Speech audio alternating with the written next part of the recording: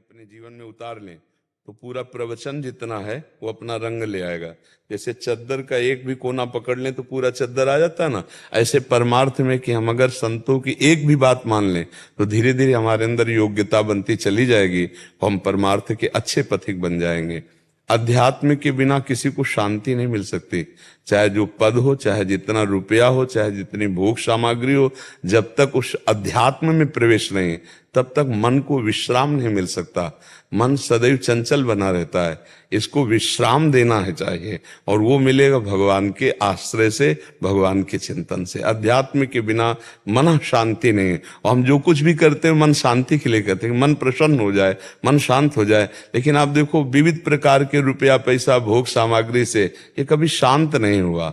धीरे धीरे जीवन लीला शांत होने का समय आ जाए पर मन नहीं शांत होगा, तो उसको शांति के लिए नाम जप करना, दूसरों को सुख पहुंचाना, अपने कर्तव्य का पालन करना। अगर हम अध्यात्म के द्वारा इन उपायों को अपने जीवन में धारण, तो हमें एक संतोष हो, हमें एक शांति, एक शीतलता, एक विश्राम जो कहीं किसी से नहीं मिलती, न किसी पद से, न किसी रुपया पैसा भोग सामग्री से। चाहे जितना रुपया पैसा भोग सामग्री पद हो, जब तक अध्यात्म का बोध नहीं तो चिंता भय शोक इनसे नहीं हट सकता, ये बना ही रहेगा।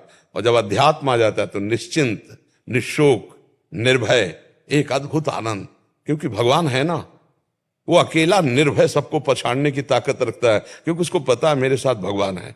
वो एक अद्भुत आनंद में रहता है। और जब अध्यात्म का ज्ञान नहीं होता तो चाहे जितनी सुख सुविधाएं, चिंता बनी रहती है, शोक बना रहता है, भय बना रहता है, क्योंकि कुछ स्थायी नहीं है। जब शरीर ही स्थायी नहीं है तो यहाँ कुछ स्थायी नहीं है।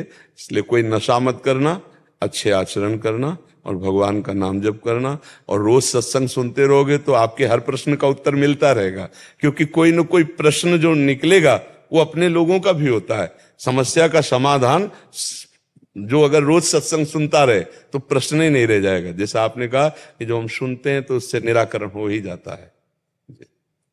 महाराज जी, अगर नहीं निकला मुंह से राधा, जब हमारी, पर अगर सोच में है राधा तो भगवान की प्राप्ति हो जाएगी। महाराज जी जैसे हम सुबह से नाम जप कर रहे हैं, ऑफिस वगैरह में जा रहे हैं, किसी समय पे जैसे नाम नहीं ध्यान में रहा, उसी समय हमारे प्राण निकल गए। अब इसका अंतराय ये है कि जैसे आपका आधा घंटा से नाम नहीं चला लेकिन कोई पाप भी नहीं हुआ, कोई पाप भी नहीं हुआ, अगर उसके बाद कोई पाप कर्म हुआ और आपका फिर नाम स्मरण नहीं हुआ तो हमें फिर संशय है कि हो सकता है चित्तवृत्ति कहाँ लग गई और चली गई। और जैसे मानो आप तो काम की बात कर, जैसे एक आदमी राधा बोला और बेहोश हो गया और 3 दिन बाद मरा तो भगवत प्राप्ति हो जाएगी उसकी, क्योंकि उसके द्वारा कोई पाप कर्म नहीं हुआ। अब काम में जा रहे हैं, हम आधा घंटा किसी काम में रत है और आधा घंटा पहले राधा बोला था और वो काम पाप वाला नहीं है, हमसे पाप नहीं हुआ, तो हमें भगवत प्राप्ति हो जाएगी। अब ये सोचना है कि कहीं हमारा ऐसा चिंतन ना हो जाए जो अशुभ हो। तो हनुमान जी महाराज बड़े ज्ञानी महात्मा हैं, भगवान के स्वरूप है, और वो कह रहे हैं कि ऐसा हो नहीं सकता कि आप भगवान का चिंतन छोड़ दो और फिर गलत चिंतन न हो, अशुभ चिंतन न हो। तो कहा हनुमंत विपत्ति प्रभु सोई, जब तो सुमिरन भजन। तो हमें लगता है कि हमें बीच बीच में, हम एक दिन एक जहां बैठे हैं एक भगत बैठे थे तो उनसे कहा था आप 5 मिनट का नियम ले लो कि 5 मिनट में एक बार राधा बोलना ही है। तो ये नियम आपको 24 घंटे भजन कराने लगेगा, क्योंकि एक बार हम बोला राधा, फिर हमें चिंता हो जाएगी कि अगला 5 मिनट में हमें एक बार राधा बोलना है। तो एक मतलब राधा नाम 5 मिनट में एक बोलने के, उसमें हम सैकड़ों बार राधा बोलेंगे कि यार हमको राधा बोलना है, 5 मिनट बाद राधा बोलना है। हर 5 मिनट में एक बार बोलो राधा राधा, बस आपका काम हो जाएगा। तो महाराज जी इसमें हमें श्री जी बोलेंगी कि तू जैसी है मेरी है, श्री जी बोलेंगी फिर इस जन्म में हमको ऐसा? बोलेंगे ही नहीं, वो अपनी सेवा में लगा लेंगे। देखो हमारा तुम्हारा कोई स्त्री पुरुष का शरीर नहीं है, ये जो आप देख रहे हो जो मैं है तत्व है, वो स्त्री पुरुष शरीरधारी नहीं है, वो चैतन्य घन प्रकाश है। उसी प्रकाश से हम श्री जी की सेवा में जाते, दिव्य रूप हमारा। तो इसीलिए तो कहते खूब भजन कर लो। भजन मतलब ये समझो कि आपके पास रुपया है, रुपया, और रुपया बढ़िया है तो होटल में आराम से रुक जाओ, जो आदेश करो वो भोजन मिलेगा, वैसे सुविधा मिलेगी जैसा आपके पास रुपया है। बिल्कुल ठीक ऐसे ही भजन समझ लो आप, जितना भजन करोगे उतना ही आपको सुख मिलेगा। इस जगह अभी आपकी खेती पुरानी चल रही है तो उसका शुभ और अशुभ का चक्र आएगा, कभी बढ़िया अनुकूलता आ जाएगी, कभी प्रतिकूलता, इसको तो भोगना पड़ेगा। इसमें प्रयोग मत करो भजन का, भजन का प्रयोग करो आगे के लिए कि हमारा अब जो आगे का समय है वो भगवान की स्मृति में जाए, हमें दुख सुख सहने के सामर्थ्य मिले और इस जन्म में मैं श्री जी को प्राप्त हो जाऊं। जब हमें लगन लगती है ना जैसे रुपया कमाने की, तो ओवर टाइम लोग नहीं करते, ऐसे ही भजन की जब लगन लगी बचपन में ना, तो जब देखते सब सो गए तो उठ के बैठ जाते, और जब देखते कि अब जगने का समय आ रहा तो थोड़ा सो लेते, फिर सोच स्नान करके फिर, तो लोगों को ये लगता कि कोई 3 बजे जैसे जगता है तो लगता कि नया साधु होकर के 3 बजे नहीं जगता, 5 बजे जगता है। तो जब वो जगने का टाइम आता तब हम सोते, किसी को जानने नहीं दिया।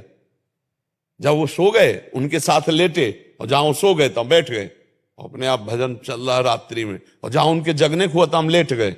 अब वो सोच स्नान को गए, आनंद से घंटा 2 घंटा आराम, फिर स्नान किया, फिर साधन में लग गए, दोपहर में थोड़ा विश्राम कर लिया, फिर जैसे गरीब आदमी रुपया कमाने में लगता है ऐसे भजन में जब लगा जाता है तब संसार से पार हुआ जाता है। तो अच्छा ये चीज अंदर की है, अंदर अंदर की, माला ले ना ले कुछ करो ना, वो अंदर का है। अब मान लो अभ्यास बनाने के लिए आजकल तो काउंटर भी चल गए, अंगूठी की तरह, हाँ अंगूठी की तरह पहन लो, प्लस ऐसे कर रहे, अच्छा जेब में डाल लो, कोई दिखावा भी नहीं है, और इसमें मन भी लगता है कि आज हमने 50,000 जपा, आज हमने 1 लाख जपा, तो इससे मन में रुचि पैदा होने, क्योंकि नया मन है ना अभी माया से प्रभु की तरफ, नया नया स्वाद है उसको, तो इसको फंसाना है हमको।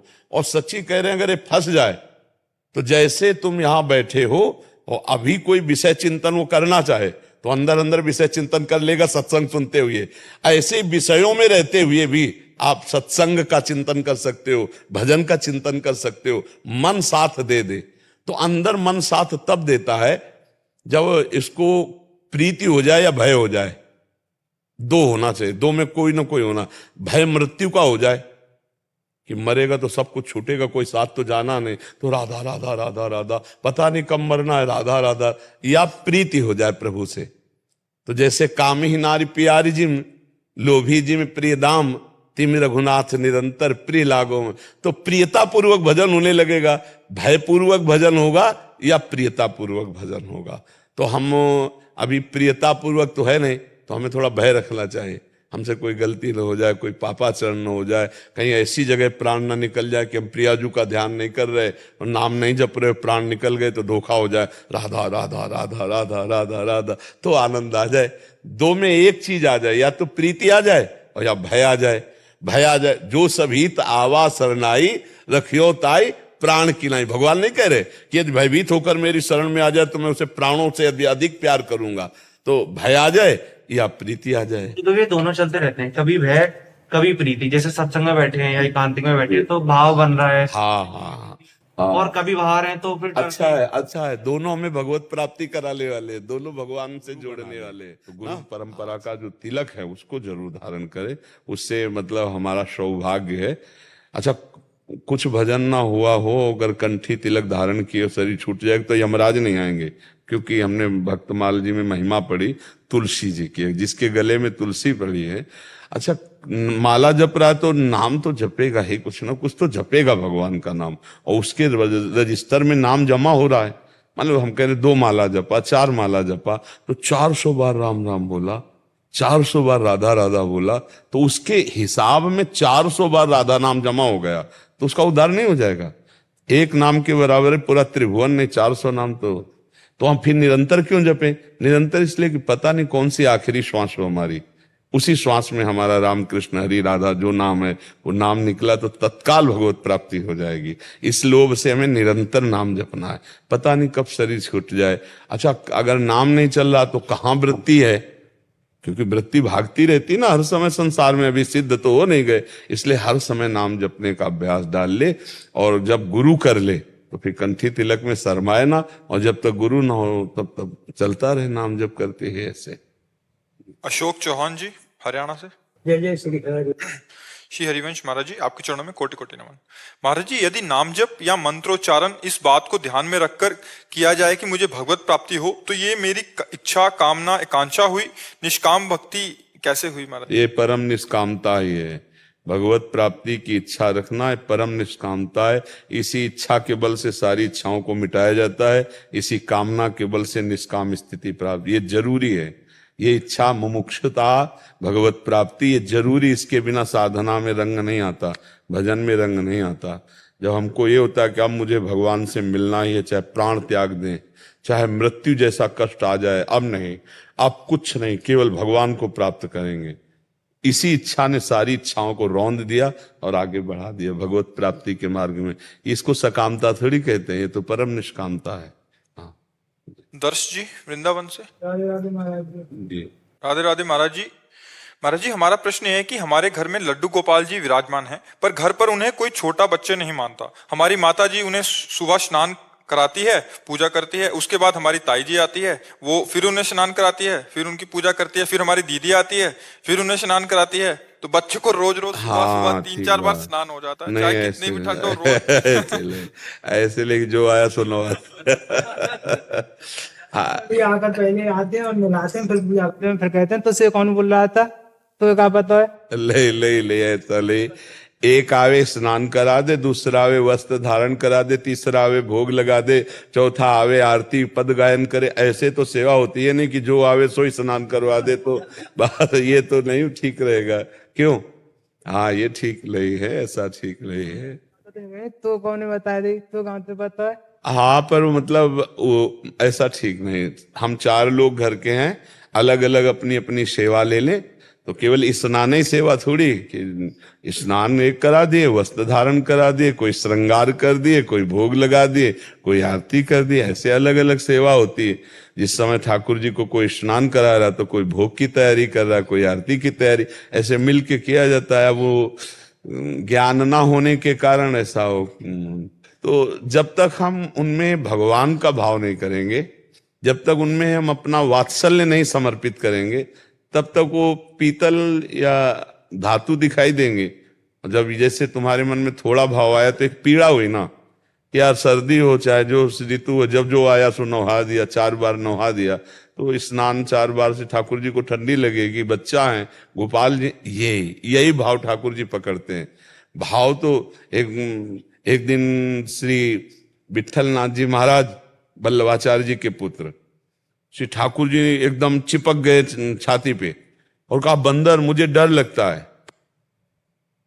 आपको डर लगता है? बंदर से डर लगता है? रामावतार में तो बड़े बड़े भयानक बंदरों के बीच में फिर राक्षसों का वध कर, अब वो डर रहे तुम, कैसी बात? तो ठाकुर जी ने कहा, देखो गोसाई जी, हमसे एक म्यान में 2 तलवारें नहीं होंगी, या तो हमको पुत्र मान लो या तो भगवान मान लो। भगवान मानो तो हम दिखावें तुमको वैभव भी, जब पुत्र मानते हो तो हम पुत्र जैसी लीला करते हैं कि हम बंदर को देख के डर गए, तो तुम फिर हमसे प्रश्न क्यों कर रहे हो? जब हमें पुत्र मानते हो तो पुत्र जैसा व्यवहार, अगर भगवान मानते हो तो फिर दिखावें तुमको अपना वैभव। तो ये बात है। अगर हम गोपाल जी को बेटा मानते हैं, गोपाल मानते हैं, तो हमें सोचना दूसरी बार, मान लो तुम्ही को है, कोई आवे 1 बाल्टी पानी डाल के चला जाए, फिर दूसरा आवे डाल के चले, तो परेशानी आ जाएगी ना। तो ये बात देखनी है कि हमको, अच्छा अलग अलग भाव की उपासना, अब यही शंकर जी हो तो चल जाएगा। आए भाई जो आए वो अपना शंकर जी को नवाए, तिलक भोग, फिर आए वो स्नान, लेकिन गोपाल जी में नहीं चलेगा। अलग अलग भगवान के स्वरूपों की उपासना का अलग अलग भाव है। तो आपका भाव पूजनीय है। माता बहन और परिवार के जो सदस्य हैं शायद ये सुने तो आप सुना देना। अगर हमारी प्रार्थना माने तो एक स्नान करावें, एक श्रृंगार करावें, एक भोग बना के एक आरती कर दें ऐसे। लेकिन जो कोई आवे सो स्नान करावे ये उचित नहीं है, क्योंकि बाल गोपाल स्वरूप हैं। हमारी अगर प्रार्थना है ब्रजवासी जन उनके चरणों में माने तो मान ले, और ना मान ले तो ये था माम प्रपद्यन्ते तास्तथै भजाम्यहम्, हम भगवान करे जैसे मुझे भजोगे वैसे ही हम तुम्हें अनुभव में आएंगे। आप भजोगे पीतल के हैं तो पीतल ही दिखाई देगा, आप भजोगे गोपाल जी हैं तो गोपाल जी दिखाई देंगे। पाल जी महाराज हैं हिमाचल चलते और फिरते पंजाब तीर्थ राज है संत जन, मुद मंगल में संत समाजू, जो जग जंगम तीर्थ है राजू। जैसे अपने दर्शन से, अपने संभाषण से जगत को पावन करते रहते हैं संत भगवान। नाम कीर्तन, नाम जप, लीला गायन, लीला श्रवण, इसमें जो किसी की भी रति होती कभी भी, वो संतों के द्वारा होती है। वैसे भी मत की रति गति भूति भलाई, जब जेहि जतन जहां जेहि पाई, सो जानो सत्संग प्रभाव, लोकों वेद नानु पाओ। जितना लाभ समाज को संत जो भगवान के मार्ग के प्रतीक है उनसे मिलता, वो लाभ किसी और साधन या तीर्थाटन आदि से मिल ही नहीं सकता। भगवान श्री कृष्णचंद्र जो एकादशी स्कंद में कहते हैं, व्रतांसी यज्ञ छंदांसी तीर्था नियमा यमा यथा वरुणधेत सत्संगा सर्वसंगो पहो हिमाम। बड़े बड़े व्रत के अनुष्ठान से, तीर्थयाटन से और शास्त्र आदि स्वाध्याय से जो लाभ नहीं मिलता, वो संत संग से मिल जाता है। क्योंकि संत संग में एक विशेषता होती है, जो खा के बोले तो सामने पर बहुत प्रभाव पड़ता है। जैसे हलवा बनाने की पूरी प्रक्रिया पढ़ लो, कभी बना के ना खाया हो, फिर बोले तो उसका रंग नहीं आएगा। और जब हलवा बना के खा के फिर प्रक्रिया बोले तो उसका रोम रोम बताएगा कि कैसा। तो ऐसे ही संत महापुरुष स्वयं भगवदानंद का स्वाद लिए हुए, नाम का स्वाद लिए हुए, रूप का, लीला का, गुणों का, आत्म